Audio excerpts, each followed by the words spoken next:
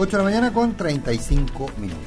24 horas después de conocida la sentencia absolutoria de Enrique Orellana, que había sido condenado, de hecho, en un segundo juicio, a 60 años de cárcel por supuestamente haber violado, en ese momento según la justicia, haber violado a sus 3 hijas. El gobierno anuncia el envío de un proyecto de ley para resguardar la situación de los menores, la exposición de los menores en casos de abuso.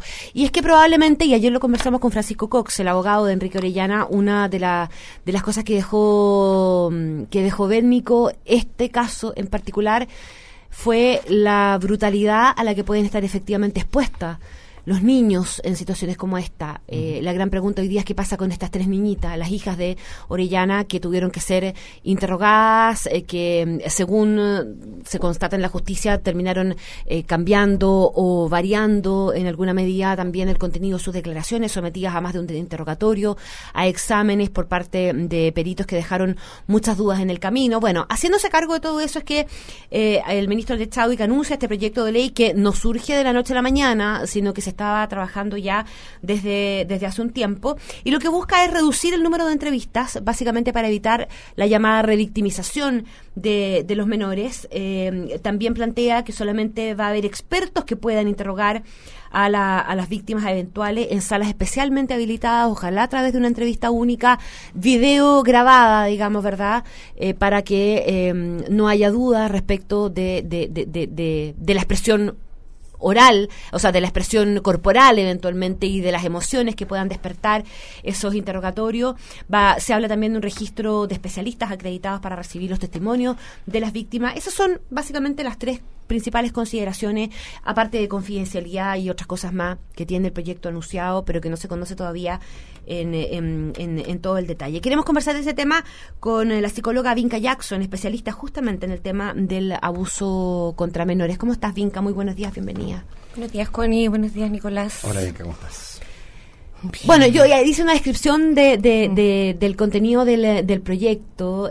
Vinca, una de las grandes preocupaciones que se quedan instaladas a raíz de esto es qué pasa con los niños y cuánto el sistema está preparado para proteger a estos niños en casos de abuso que pueden, digamos, casos de abuso en términos genéricos, pueden ser cosas que terminan siendo verdaderas o falsas, digamos, ¿verdad? Pero da lo mismo. En el punto de partida probablemente no importa, porque los niños son sometidos igual a un régimen que, independiente del resultado, puede terminar marcándolos de por vida.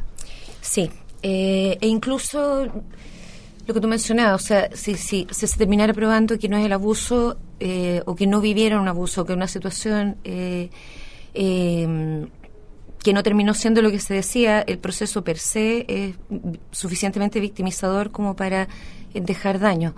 Yo agradezco la invitación justamente para poder conversar no sobre las niñas, aunque estamos conversando igual en torno y rodeando como el área donde toda esta familia ha vivido esta situación, sino que sin poder restarse del todo lo que pasó con las niñas, pensar a propósito de ellas en todos los demás niños.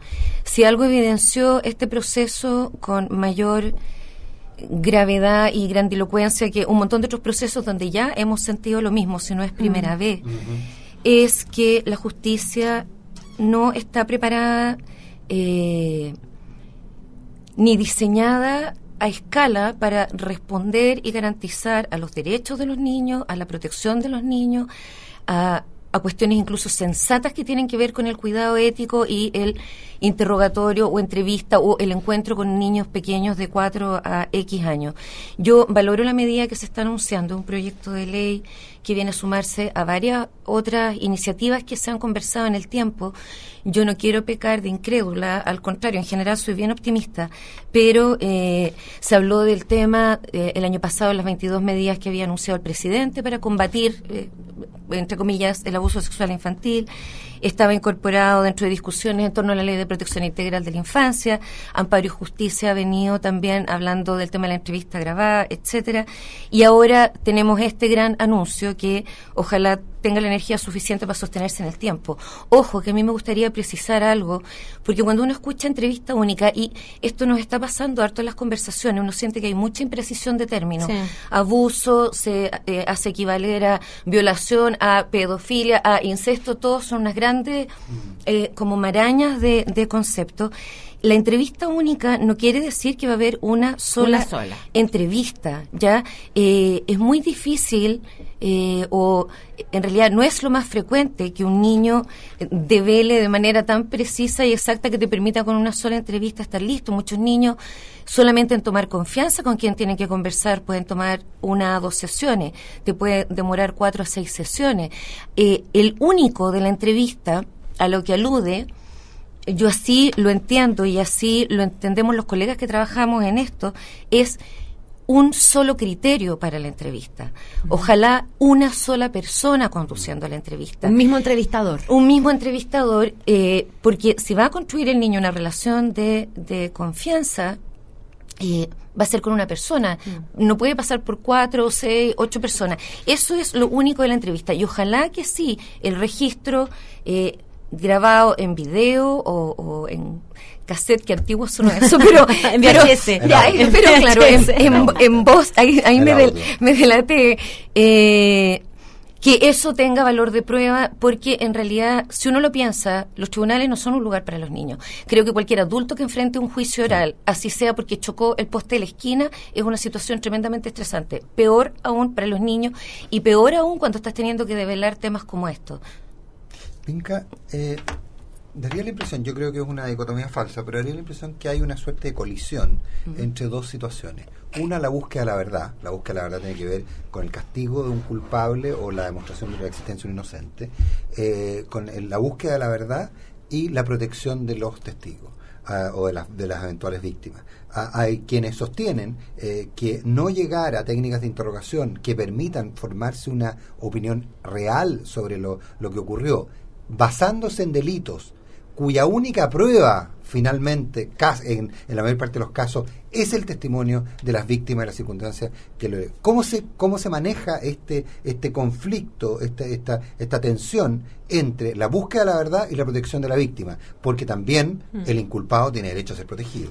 Absolutamente, o sea, yo creo que esto también ha servido para como ponerle cuerpo a un tema del que varios veníamos advirtiendo hace tiempo, por una parte pidiendo que se escuchara la voz de las víctimas, de los niños, que el sistema respondiera. O sea, si uno piensa, y paréntesis, la reforma procesal penal partió el año 2000 en el gobierno de Frey, terminó de implementarse el 2005, y a mí, yo llevo varios días pensando en esto y como bien callada, porque de verdad me superó, como a muchas personas, súper confundida, llena de dudas, mucha impotencia. Pero sí, esta es como la misma sensación en la figura del aeropuerto. Que el aeropuerto de Chile, mega súper moderno, lo construyeron y al año siguiente lo estaban destruyendo y ampliando. Entonces tú dices, ¿cómo no pensamos con el contrapunto del futuro inmediato? O sea, se hace una tremenda reforma procesal penal que demora 5 años en implementarse y varios otros más en afinarse, y la modernización del sistema médico legal no se aborda de inmediato. El tema de cómo se van a llevar a cabo las pericias y la búsqueda de la verdad en casos tan delicados como los delitos sexuales, tampoco. Entonces vamos como desde adelante hacia atrás, claro, parchando las situaciones. Corrigiendo siempre como con el mayor respeto, como maestro chasquilla.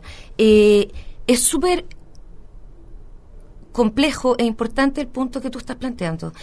A no ser que existan lecciones físicas concretas, yo creo que a nivel internacional, y no un problema solo de Chile, los profesionales de la salud mental, física y de la ley enfrentan un permanente conflicto tratando de probar esto. La presunción de inocencia es importante. La reserva de la identidad. Yo creo que hemos visto caso tras caso, el año pasado con los jardines infantiles, etcétera, que recursos que están disponibles en la ley, como proteger la identidad de las víctimas, y eso no significa poner las iniciales, significa que no se informa nada, ni en los medios, ni se tiene acceso al expediente, ni nada, y esos recursos están, y sin embargo tú ves los expedientes filtrados en la prensa. Bueno, porque muchas veces son los propios abogados los que también hablan. Los abogados de las víctimas a quienes la exposición de las víctimas, la generación de un clima público, les conviene. Entonces, la protección de la víctima muchas veces va inclusive en contra del interés de la propia víctima o quienes lo rodean buscando una condena del eventual culpable. Sí, bueno, pues yo no descarto que hay intereses que no son sinceros y que pueden ser interesados. También pienso en la posibilidad superhumana de error y como de prisa de querer decir la verdad. O sea, uno ve a papás dando entrevistas, y no me refiero a este caso, me refiero a muchos casos. Sí. Uno ve a los padres, a los niños dando entrevistas en la televisión y tú dices, a ver, ¿habrán pensado en lo que le pasa al niño con todo esto, con lo que se genera a nivel mediático, con que tu papá aparezca? Y no, y creo que lo que ellos quieren es como atestiguar la verdad, la gente como que trata de hacer también lo mejor que puede y nuevamente no está la mirada puesta en la protección de los niños. O sea, yo puedo tener todas las ganas de salir a hablar en una entrevista, pero tengo que pensar en qué pasa con el niño y los profesionales también. O sea, ahora, pero ahí hay serias fallas éticas de los abogados, muchas veces de los medios. O impericias de todos los profesionales. Pero que terminan siendo una falta. Ahora, pero hay un punto, Pinca, que tangencialmente lo estamos tocando y que me gustaría entrar.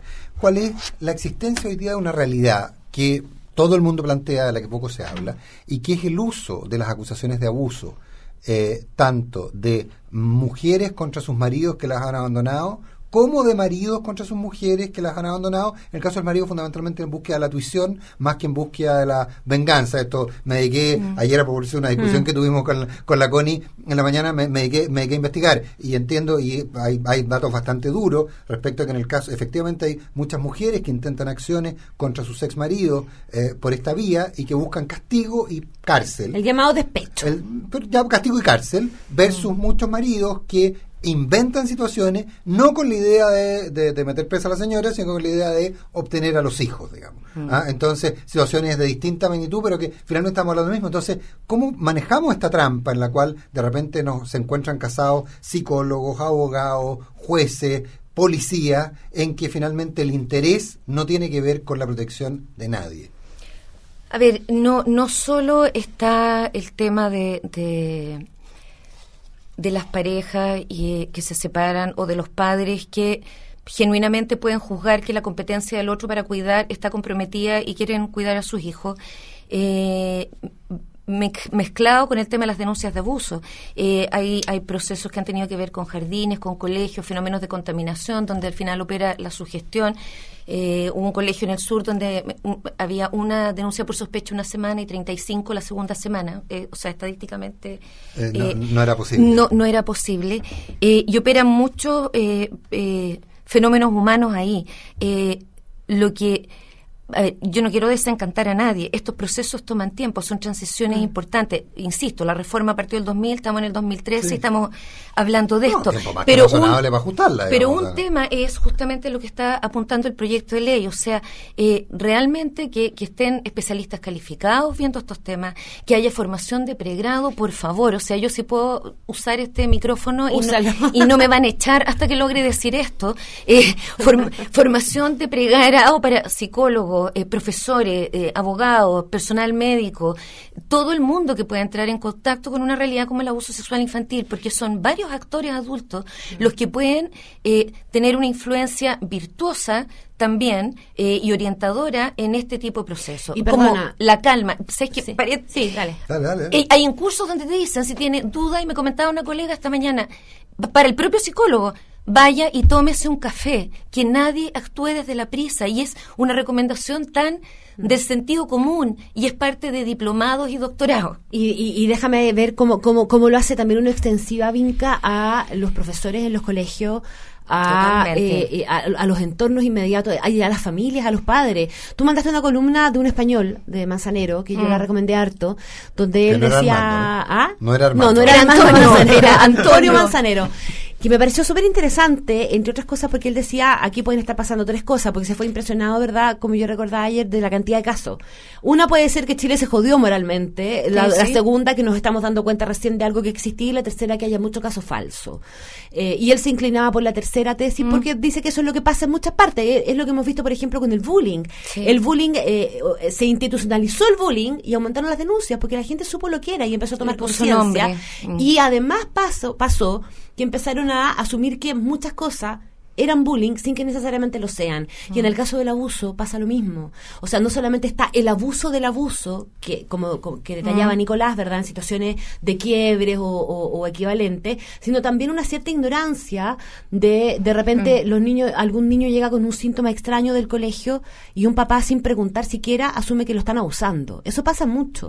Entonces, ¿de qué manera también incorporas a ese listado a profesores y a padres para saber exactamente a qué se enfrentan, cuándo se enfrentan y qué es lo que tienen que hacer? A ver, ahí educación, prevención en los colegios, poder conversar del tema. Yo quisiera precisar algo porque he visto y que se ha juzgado, bueno, a distintas personas, o sea, está bien, el sistema de justicia, los profesionales, cada sistema médico, desconfianza por los padres, los excónyuges, etcétera, pero lo más grave es por el testimonio de los niños. Si un niño termina asimilando una experiencia alterada, un recuerdo implantado, no es responsabilidad de ese niño y el niño no miente. O sea, yo voy a morir sosteniendo también eso. El niño cuando habla, él habla desde su verdad finalmente. Él está diciendo la verdad. Ahora, nosotros podemos cometer gravísimo error, y digo nosotros todos como sociedad, en el minuto en que conducimos un diálogo con el niño, no quiero decir un interrogatorio porque nadie debería estar metiéndose a interrogar niños a no ser que sea un experto, y de ahí que en las comunidades educativas, con los propios papás, siempre ante la duda no es abstente, es pide apoyo, anda donde un especialista. Los niños son capaces de entender si tú les dices, mira, te creo, me preocupa mucho esto, espérame, y mientras uno llama a alguien, pide apoyo, manda un mensaje por último y hace las cosas bien desde el comienzo.